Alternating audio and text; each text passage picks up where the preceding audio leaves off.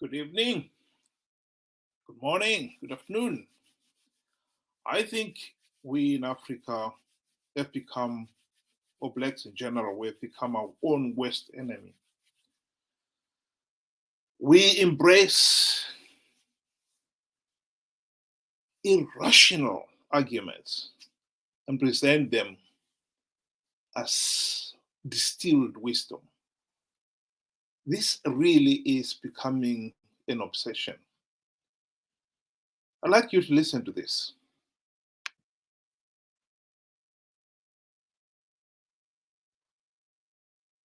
A scam is having the Bible translated into Swahili, Yoruba, Igbo, Zulu, and every other African language, but having zero scientific books translated into a single African language. That is a conspiracy, that is a trap, and that's a scam. Someone who can be scammed with the same trick over and over again for decades upon decades is considered a fool, and their gullibility and lack of critical thinking make them willing participants in their own destruction. I have walked into different libraries, and I have seen university science books translated into Chinese, Russian, Portuguese, Arabic, and so forth. I have seen Think and Grow Rich by Napoleon Hill translated into French. I have seen the Japanese version of A Man's Search for Meaning. I have seen the Spanish version of Alchemist. I have seen the Arabic version of The Art of War. All these books, I have seen them in various languages, but none in any African language. An African child is sent to Arabic school just to learn Arabic so that he can read the word of her supposed creator, while the Arab prays and learn in their own language. African child learns and pray in other languages. You will find churches in Africa where the English became preacher would have a native translator next to them doing the translation. Here's where the scam comes. And you will never find a school in Africa where the teacher will have a translator next to them to translate chemistry, physics, mathematics, geography, economics to the students. I have seen many science books translate into various languages, but none in any African language. The Chinese are taught mathematics in Chinese. The Japanese are taught engineering in Japanese. They are all taught finance, chemistry, astrophysics, accounting, medicine, geology, government in their languages. The only book that Africans have had in their languages is the Bible and Quran. The only time Africans have something translated them to in their language is in a church and mosque. The black African wretched of the earth is the only member of the human race who has been brainwashed to think that his ancestors bequeathed him with a curse that has prevented him from attaining his goal and desires. Almost every misfortune he encounters on earth is the fault of some ancestors who must be bound and cast in the fire of the Holy Ghost. We can go on, but I think it is important to point out here that this is utterly idiotic, to say the least. There are 3 points I would like to make on this one. The first one is, are we saying here that we have failed to grasp the laws of thermodynamics because they are not written in our language? Will the laws change if they are written in our own language? Or are they the same? If they are the same, then learning them in whatever language doesn't matter. The important thing here is to apply them for the benefit of our own people. Africa's biggest problem right now is abject poverty. We are considered to be in the dark ages. We are still having people dying of illnesses that can easily be treated. Surely application is what is important here. The Chinese leader was the one who is credited with saying, it doesn't matter what the color of the cat, whether the cat is white or black, as long as it catches mice. And he is the one individual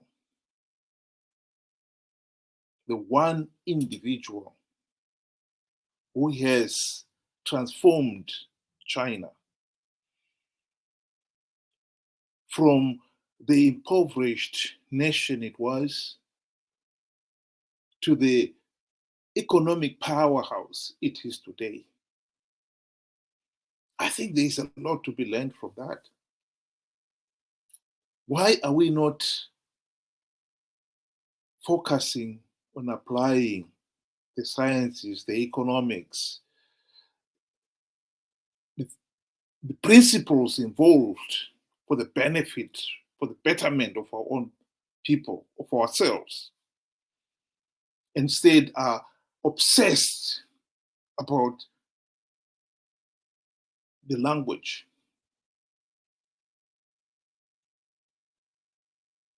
Even if we accept his argument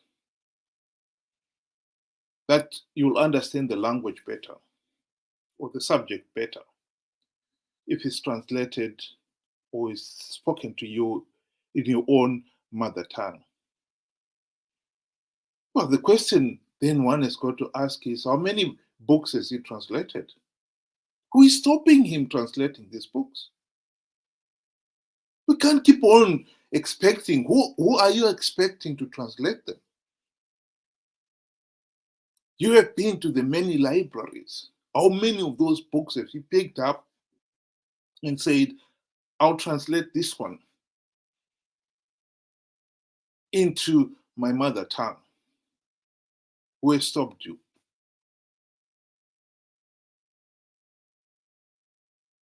I think this is becoming an excuse. And it is more so when you consider our political leaders.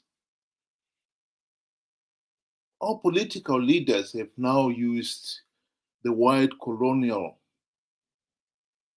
oppressors as the ready-made scapegoat for their own failures.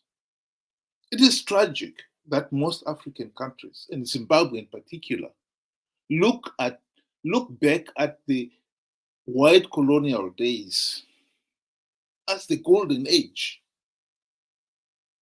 compared to the post-independence days. That is a sad indictment on our failure to govern ourselves. Every time there is a problem, we always want to pretend that it is the colonial masters who are behind it. In fact, our present government, ZANU-PF, relishes blaming the British for all Zimbabwe's problems. It is nonsense, of course. The country's economy is in tatters. That has nothing to do with the British. The regime has been trying to blame it on sanctions and pretend it was sanctions and nothing else. The recent Al Jazeera documentary has confirmed and put it beyond all reasonable doubt that corruption is the biggest problem in Zimbabwe. And this week, we've heard one story after another of how incredibly rich the Mugabes are.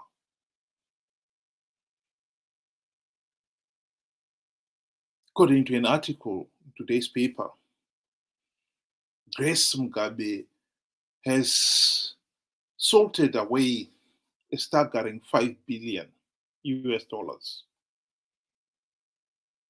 out of the country. Think what the $5 billion could have done for the country. $5 billion. That was enough money to have built, design, build, supply, install, build, commission Kabora Basa, which in the late 1980s was valued at $2 to $3 billion. So it would have built Kabora Pasa, two of them.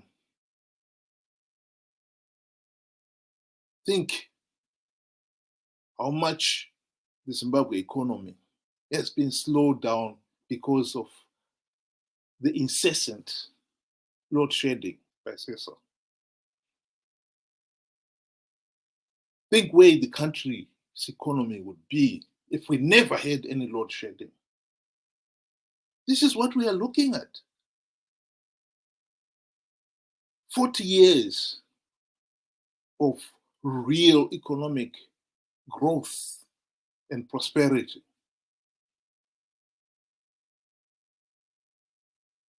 It was the Japanese scholar Ken Yamamoto who once said that Zimbabwe had the potential to become the South Korea of Africa. It really did have the potential. But decades of gross mismanagement, corruption have landed us into what we are today, one of the poorest countries in the world. The 5 billion that Grace Mugabe salted away out of the country is sitting in a bank account somewhere. And if it's earning profit at all, interest, that's great. But other than that, that's it.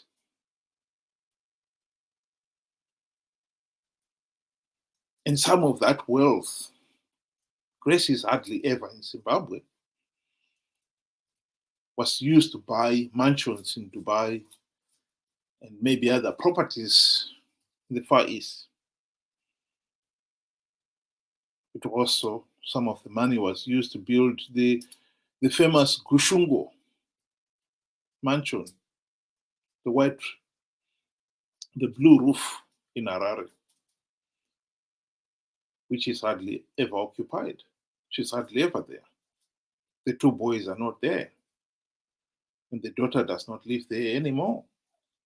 So it has become just a white elephant. And many believe that mansion is worth $2 to $3 billion alone. That is the West we are talking about here. And to keep wittering about science books are not written in Shona and Ndebele is absolutely idiotic. That is not Africa's problem. That's not Zimbabwe's problem. The problem is the West, corruption, mismanagement, and tyranny. Why are we not focusing on that? We need to deal with the problems and not these imaginary ones. I honestly subscribe to the Chinese leader's argument. Deng Xiaoping, that it does not matter whether a cat is white or black as long as it catches mice.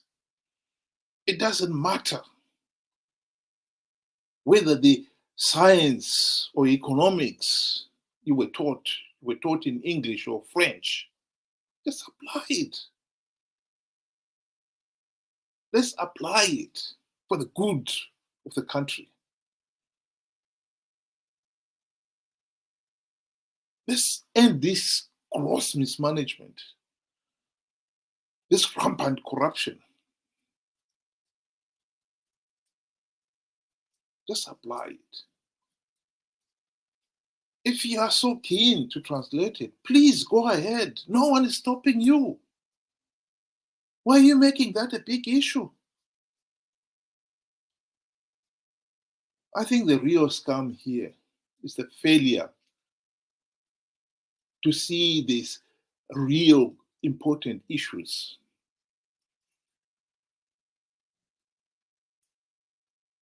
And instead focus on the trivial matters.